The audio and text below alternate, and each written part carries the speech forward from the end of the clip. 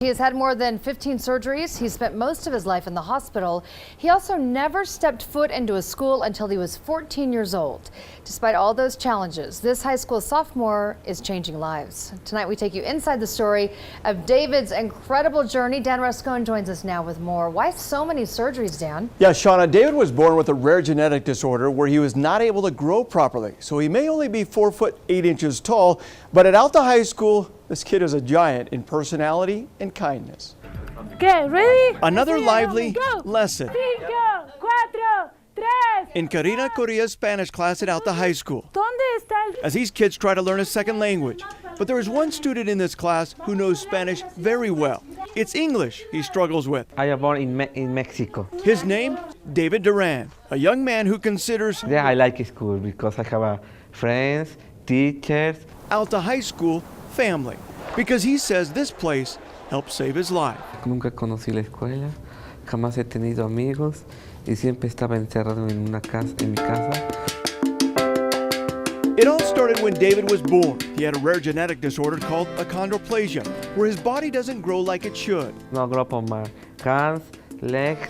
David would spend the first 14 years of his life in the hospital or in his home in Mexico, not being able to walk. In all, he's had 15 surgeries, and in one case, he had to spend more than a year in bed.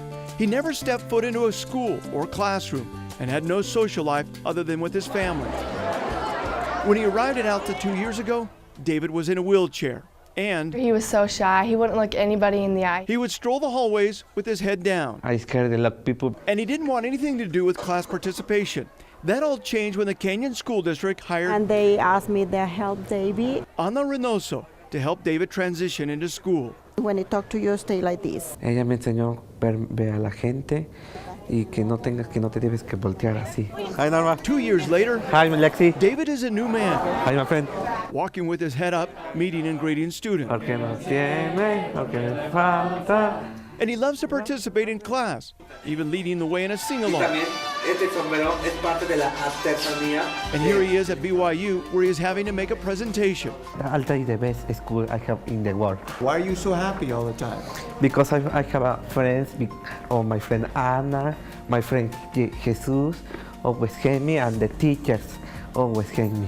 And his happiness is contagious. He's really positive, and he always tells me that I can. Like he says, "You can, Jackson, you can." David has a lot of people to thank, like Ana, who has been by his side month after month. Estoy agradecido de tener a una persona que siempre me quiere y me ayuda. But Ana and Alta High teachers and students have not only changed David's life, David has changed theirs. He is really a pleasure to me. I want to be better because of him. Because he's so positive all the time, and he makes me smile.